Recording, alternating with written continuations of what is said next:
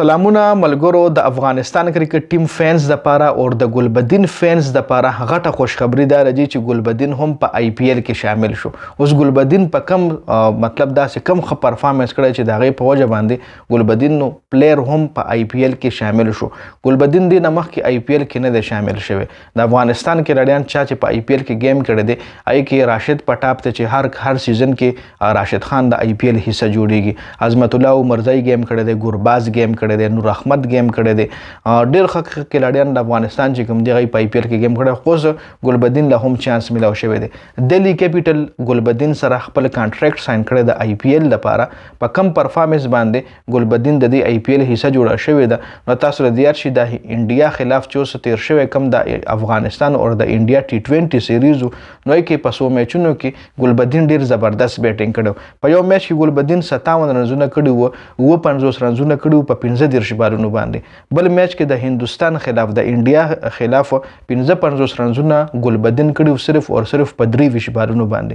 نو دغه پرفارمنس په وجه باندې ګلبدین د افغانستان د ټیم د آی پی ایل حصه جوړه شوې ده. دینه علاوه د پاکستان ټیم حواله سره هم څه اهم اپډیټس دي. امیر پاکستان ټیم باره کې څه اهم خبرې کړي چې هم په دې ویډیو کې تاسو سره ډیسکس کوم.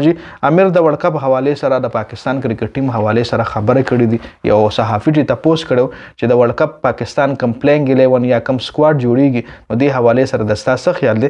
نو امیر ول د هغې حواله سره جواب ورکړی دی. امیر ورته ویلي چې روان ورلد کپ کې کچېرې پاکستان دا ورلد کپ بایلي نو دا به سراسر زیاتې کوي، ځکه د پاکستان چې کم سکواډ او کم ټیم جوړیږي نو یې کې د څه کمی هم نشته. ښه زبردست بیټسمینان دي ورسره په میډل اډر کې هم په ټاپ اډر کې هم سپینران بالران ورسره هم ښه فرست کلاس سپینران دي. فاست بالینګ کو هم هیڅ کمی نشته دی. او که بیا هم پاکستان دا ورلد کپ بایلي نو سراسر زیاتې به کوي.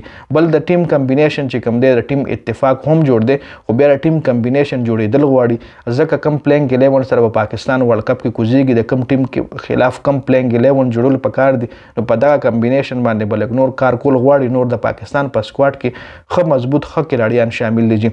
دینه علاوه بل سوال چې کوم دی د ویسټ انډیز کنډیشن حواله سره وشو. دا ورلد کپ په ویسټ انډیز او په امریکا په یو اس اے کې دی چې د پاکستان زیات میچونه په ویسټ انډیز کې دي.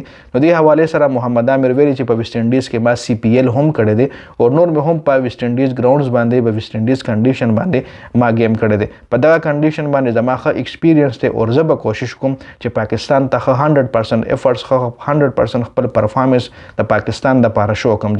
دوباره گرین وردي اچول زما دپاره یو غټ خواهش مې دوباره ما گرین وردي واچوله، گرین کټ مې واچولو، د پاکستان د ټیم حصه دوباره جوړ شوی یم او زه به خپل چې کوم چا د پاکستان ټیم ته راوستی یم نو به زه نه مایوسه کوم. خپل کوچ یا د پاکستان کرکټ بورډ به زه نه مایوسه کوم. خپل ایفرټس په 100% زه ورکوم.